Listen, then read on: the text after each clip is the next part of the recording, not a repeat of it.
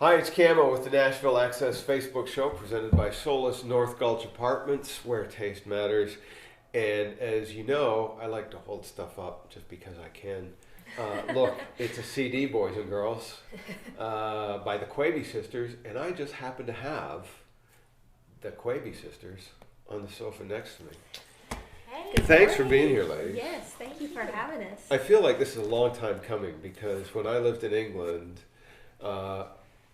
that's when I first heard of you, and you were playing. This was about 9 or 10 years ago. You were playing a music festival in Bristol. Yeah.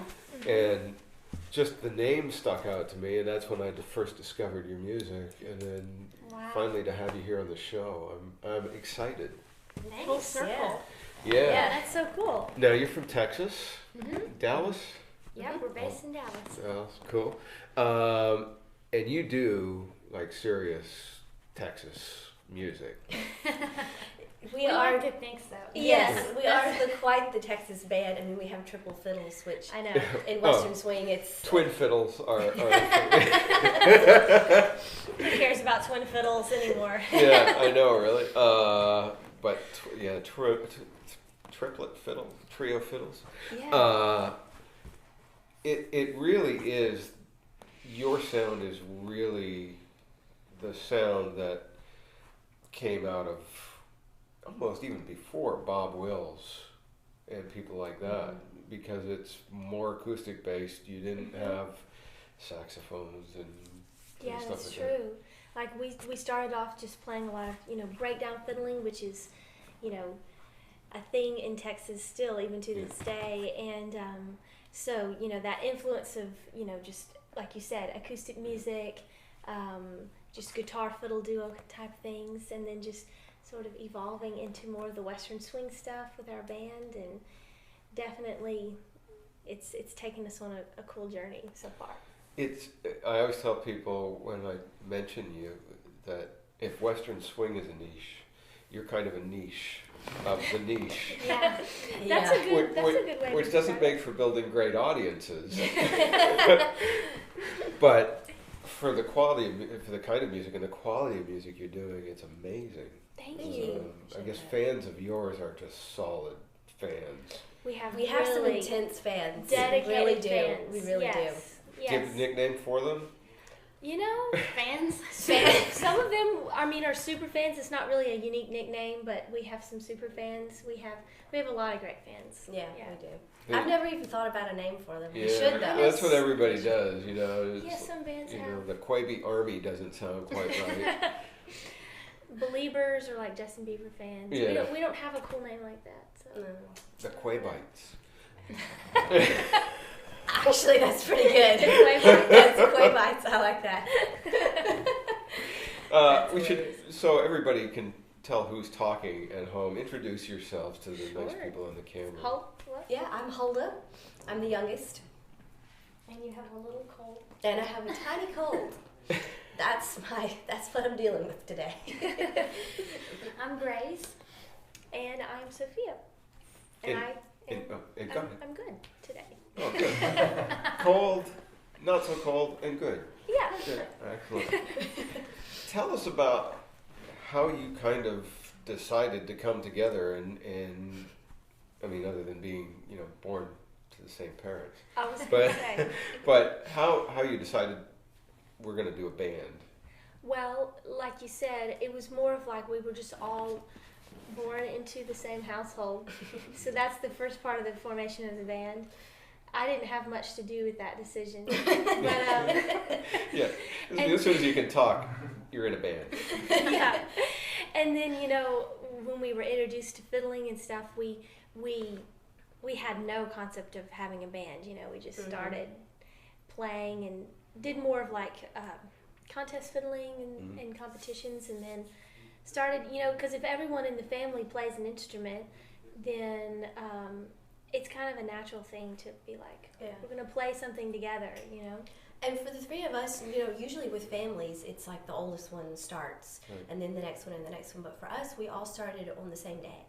So I think that Grace always says this, and I agree with it. It's like we all were learning the same stuff and working on the same material, and so when we were we were all sit in the same room and learn music and work on music, and so for us the natural progression was, well, you know, we've played some contests and we've done that, and so let's work on arranging songs or putting together, you know, learning tunes and working on putting, you know, parts together and all that stuff. And so once you kind of do that for a while, it's like, well, let's go play them somewhere. And so that's kind of how we got our first gigs, was just playing in Fort Worth. And Fort Worth, Texas, I should say. And that's not to be confused with Fort Worth, Tennessee. That's right. But I bet it was a relief for your parents too, that it's not, oh, we've got one doing piano lessons on this night, and one doing guitar lessons on this night, one doing fiddle lessons on this night. It's everybody started at the same time. Yeah, it was all the same It place. was a secret conspiracy to streamline things. Our mom always really liked the violin as an instrument, so I think that's why it just, for her, she was like, yeah, let's get the girls into some lessons. I know, I drove my parents crazy because I played pedal steel and my brother played accordion. Pedal steel is one of my Great favorite instruments. Yeah. Accordion is a party favor. It's not really, it's not really an instrument, but pedal steel, yeah. Oh, so. that's a serious instrument. One of my favorite steel guitar players is a Vance Terry. He played with Billy Jack Wills. Yeah. And there's not a ton of recordings of him, but so good. So good. Yeah, some of those early guys, it's like they didn't do it with the pedals. They did it. Oh, right, like straight. Yeah, it was, Straight man, that I know. to do the stuff they did. Do you play straight or do you play? Oh, I don't really even play anymore because I have such a short attention span that all the stuff underneath that is designed just to drive you insane does. And I didn't mind playing it, but you know, Allen keys and rods. Oh, and it's all so that. complicated. Yeah, you have to be It's like ridiculous. a structural engineer to be able to do anything with it. I know. They have people for that, and it's not me. I like that. You appreciate it because you understand it. You Oh, understand yeah. it so intimately. Used to go to the steel guitar conventions in St. Louis every year, and you'd see just like the best guys ever. Yeah. Buddy Emmons and Oh Curly my gosh. Chalker, and just, you know, John Mooney, Ralph Mooney, and all those just incredible players. We were so honored that on our very first album that we made when we were kids, I was 12, I think, when we recorded that, we had Tom Morell play on our album, which he's, you know, legendary. And then we had Gary Carpenter played on the album, and we were going to have Albert Talley, but that didn't work out. But we're still great friends with him. He's an awesome player. But it was really fun to get to bring in steel because we haven't done that since, and eventually one day we would like to do it again, something like do that some more again. stuff and record with more steel. Is I guess when you're playing three fiddles, the aside from classical music, it kind of self-dictates itself that you're going to be playing country music and Texas music. Is it hard for you to try and stay in that niche? Do you always want to kind of break out? And you know, in our band, you know, triple fiddles really, like you said, originated with Bob Wills. Yeah. But in our band, we've really tried to take fiddle into everything we do, obviously. Yeah. But, you know, there's a lot of great fiddling from the Sons of the Pioneers. Yeah. And Bob Wills really drew on a lot of different styles. So fiddle can translate into a bunch of different styles we found through experimentation. And it's been really fun. And then you get into like the swing and the jazz side of things, and you hear Steph Smith and Sven Asmussen, and they are big inspirations to us. And all of those guys, you find out, were listening to the horn players. And then you find out the Bob Wills guys were listening to the horn players. And so then you start realizing that the fiddle can just be another voice for playing whatever, you know, lines and parts that, you know, are more traditional to other instruments. It does have an incredible and versatile voice. I mean, you can listen to somebody like Jean-Luc Ponty Oh, yeah. or Stefan Grappelli, thank you, who are just both incredibly talented jazz fiddle players. Yeah. And hear what they're doing and think, that's the fiddle? Yeah. Really? I know. It is. It has a very wide spectrum of what you can do on the instrument. It's true. That's kind of, like Grace said, that's kind of been the challenge that we've given ourselves, is taking the fiddle and trying to. That's kind of one of the things when we've talked, like on our website, we talk about how our music is kind of progressive Western swing, but in a way, the guys that we listen to have always been progressive. Yeah, for sure. And they were, like Grace said, listening to everything, and so much of Western swing is just stealing jazz licks. Yeah. That's really what it is. And so studying jazz music has been a huge part of our life for especially the last couple of years. Is that kind of where you started with fiddle music, was studying jazz, or did it start at classical and then? It really started with Texas style fiddling, yeah. and then branching into Western swing, and we listened a lot to Western music and early country, and then we listened to tons of big band stuff as well growing up, like Benny Goodman and like Ella Fitzgerald. Yeah, and so those have always been, and the Mills Brothers, a big inspiration for us in our vocals when we started singing. So those were early things that we were listening to growing up. Cool. Talk about songs. You want to do one for us? Yeah, let's do it. What do you want to do? I think we should do one of Sophia's songs, a new one off the record. Let's do it. Yeah. It's a shuffle tune, so you can think Ray Price, Baron Young, and I think she did a good job on it. We'll play it for you. You can give your. All right. You can tell us what you think. Yeah. I guess we'll go get our instruments. Sounds good. Ladies and gentlemen, the Quebe Sisters. 2, 3, 4, 1.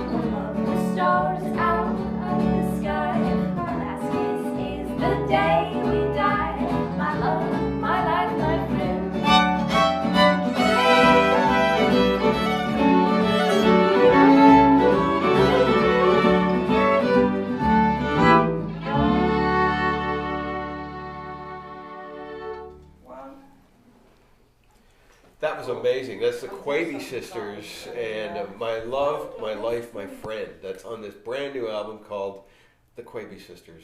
You didn't have to struggle to come up with a title for that. I know. So much thought went into that. Man, you guys are just so good. And Thank you. It reminds me of why you caught my attention years ago. Thanks. So what you also have to sing. So as well as playing fiddle, you sing. And you're going to have those natural familial harmonies. But how do you kind of trade off and decide who's going to sing on what? Is it when you write the song, is that going to be what dictates it, or does it just kind of shake out? You know, some of the songs that I've written, I do sing those. But like in the future, you know, you never know. One of us could write a song and think this really fits Grace or really fits Hulda. A lot of the times, like when we've chosen songs, you know, it can be for various reasons. Like one song, Hulda was like, I just think Grace should sing that one. It fits her voice really well. One song I started to sing, and it just wasn't clicking with me. But then Hulda sings it now, and it sounds great when you do it. And I love the fact that we all get a chance to do our own thing and not just be just singing harmony all the time, because it gives us each a chance to kind of show our individuality, you know. Because we used to really pretty much only sing in 3-bar harmony all the time. And I mean, Most of the time, yeah. That's a huge portion of what we do Yeah. still. do. We still do, believe me. And it's awesome, but you know. But yeah.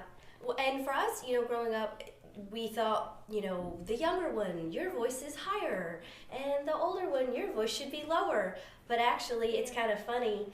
Grace and I, we realized that your speaking voice is higher, and you like singing high harmony more. So we're in the process of kind of, well, especially with new material, switching parts and changing things around a lot more than we used to. All the big harmony bands have done that. I mean, if you had to listen to the Eagles with one guy singing all the same stuff all the time, or just always the harmonies, it get kind of boring. Yeah.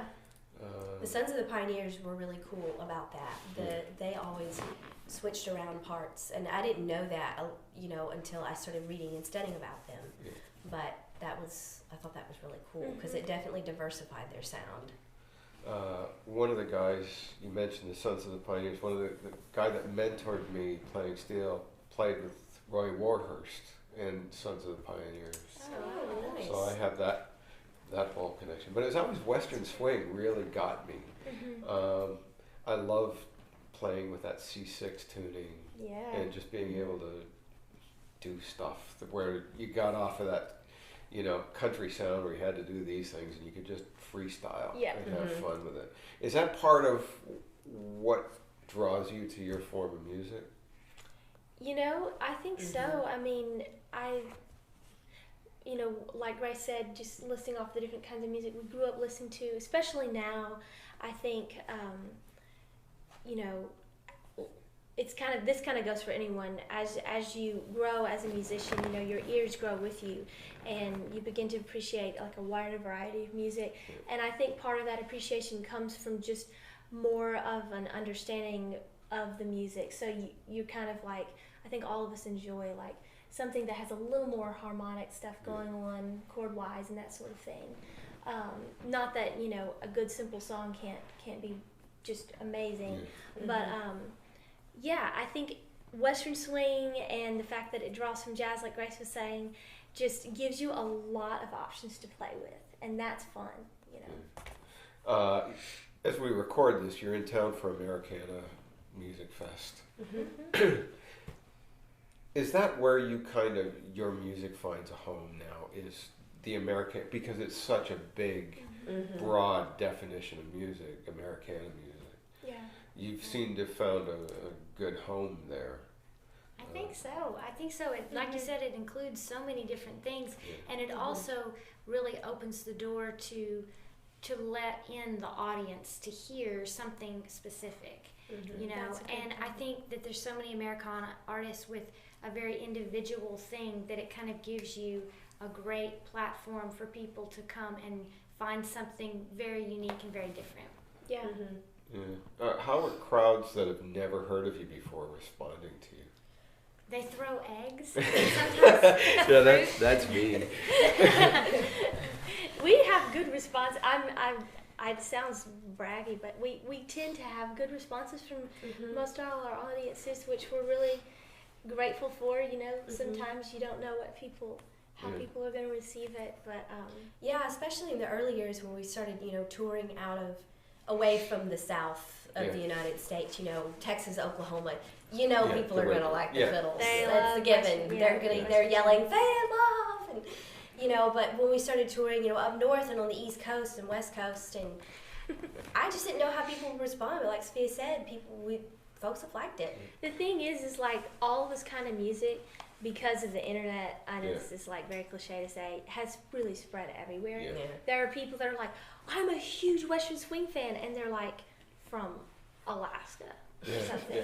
Seriously. Well, you know? and to go over to the UK and play a festival like Bristol, and you've been around the UK, it's not just there, and you could see almost the attraction to it in Scotland and Ireland, but in the south of England, to have that draw and people really get into it's really amazing. When we toured over there, we played the Cambridge Folk Festival, and great festival. So That much was fun. Yeah, I mean, it it was people as far as the eye could see, and we had a blast. Yeah.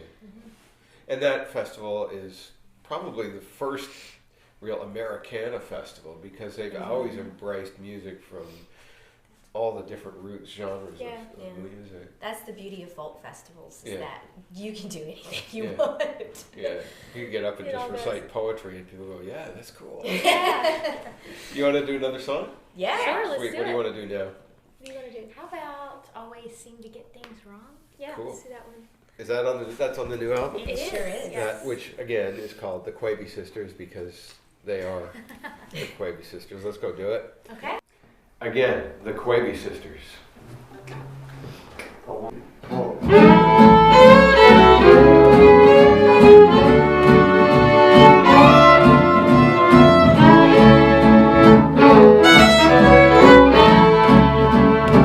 I always seem to get things wrong. I've been here a bit too long for you to come along with me.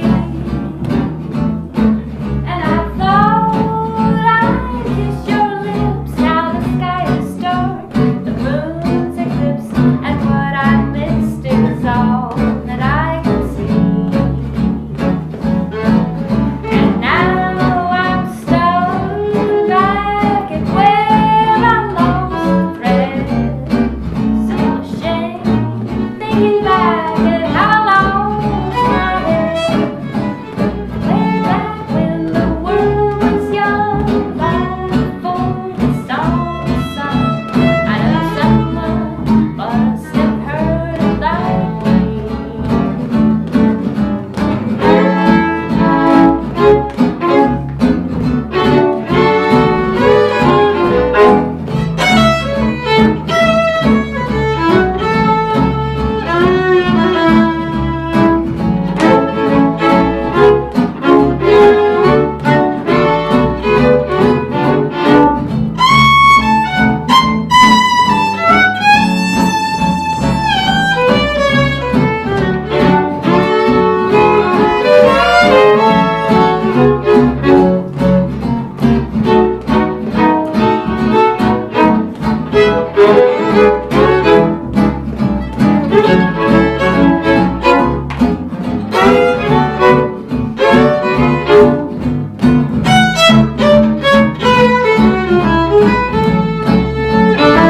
And now I'm stuck looking back at where I lost the thread.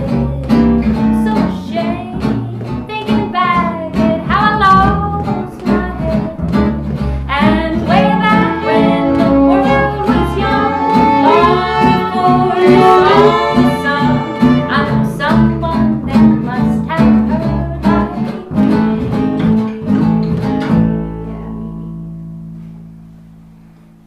That was amazing. You guys Thanks. just, wow.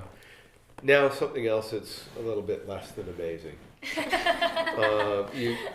We have Nana's ugly cookie jar. Oh, I like it. Uh, Does it have cookies in it?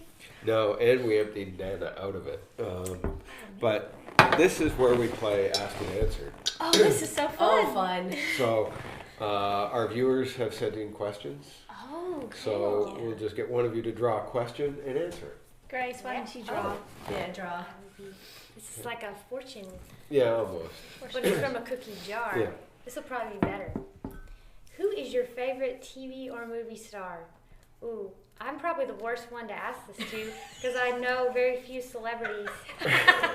I know some old celebrities. I like Roy Rogers. Roy Rogers is cute. Oh, he is He's cute. dead though. Do you have any living stars that That you know. Jason Bourne? He's cute. We know it's a few He's things. a character. No, I know that's he Matt is, but Damon. Matt Damon. Okay, Matt Damon, fine. yeah. Jason Bourne. Grace and Sophia don't watch. Well, Grace doesn't watch a ton of movies. This is why acting probably won't be a career option for us. And what about you? Who's your favorite? I mean, I like a lot of people. Yeah. She's up on Cop pop out. culture. Cop out. I do like a lot of stand-up comedy, so Yeah. that's kind of been my thing that I've been into lately. Who's your favorite comedian? No, boy.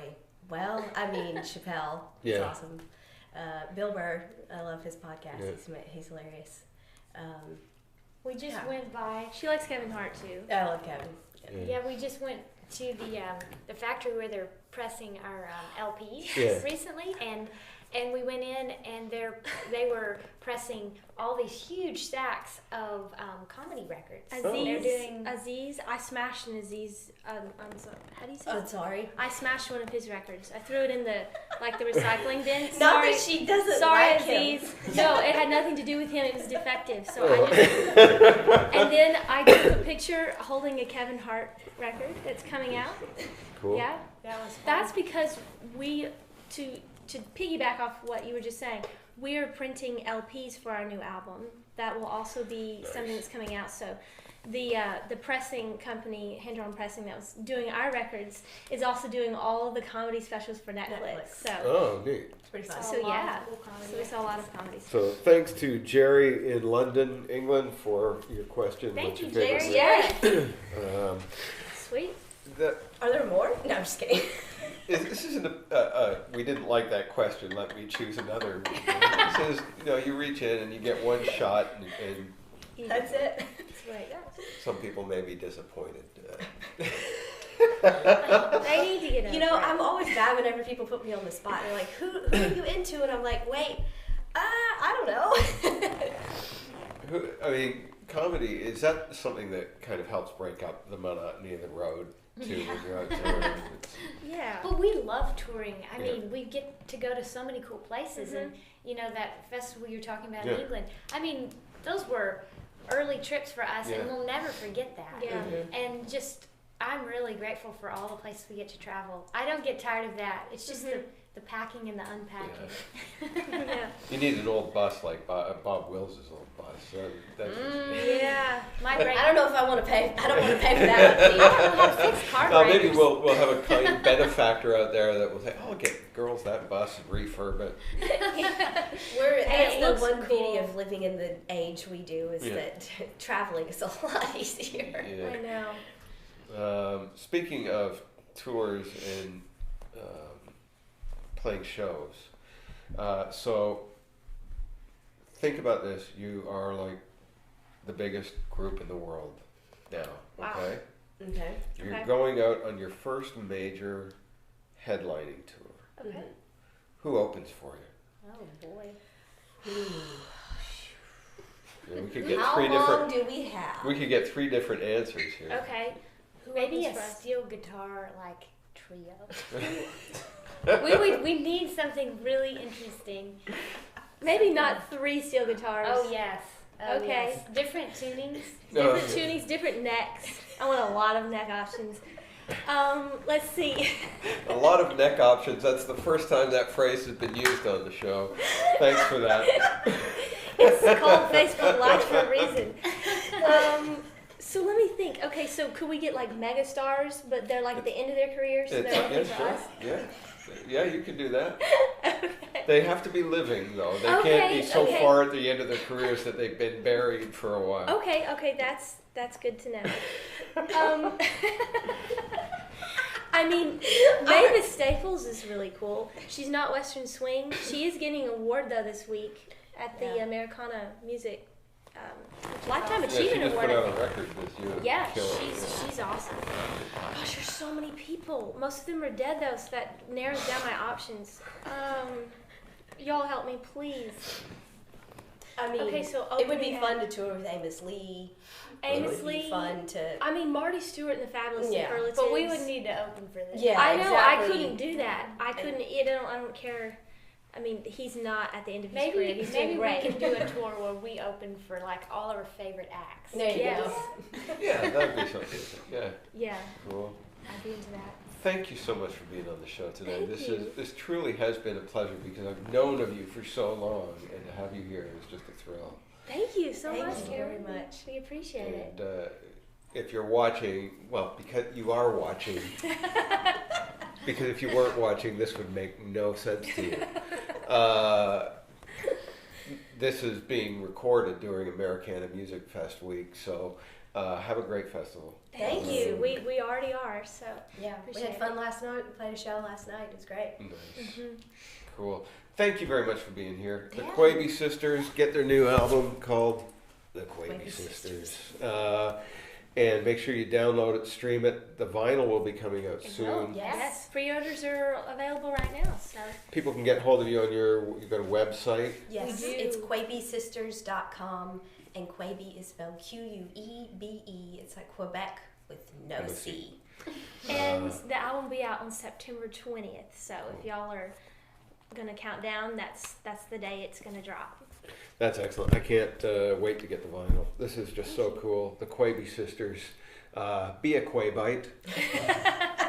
Buy their stuff, stream their stuff. If you stream it, you have to stream it like 2 or 3 million times so they can go out and get a coffee. Thank But you. if you buy this, then they can go out and get a coffee each. So, Aw, we appreciate that. thank you for being here. Thank you so much. Thanks for watching the Nashville Access Show with Camo. Make sure you catch me every Sunday at noon on Chris Country all across the UK, following the Bobby Bones Show, and every Thursday morning on 88.9 Tamworth FM with John Wolfe and Jody Crosby. We'll see you next time.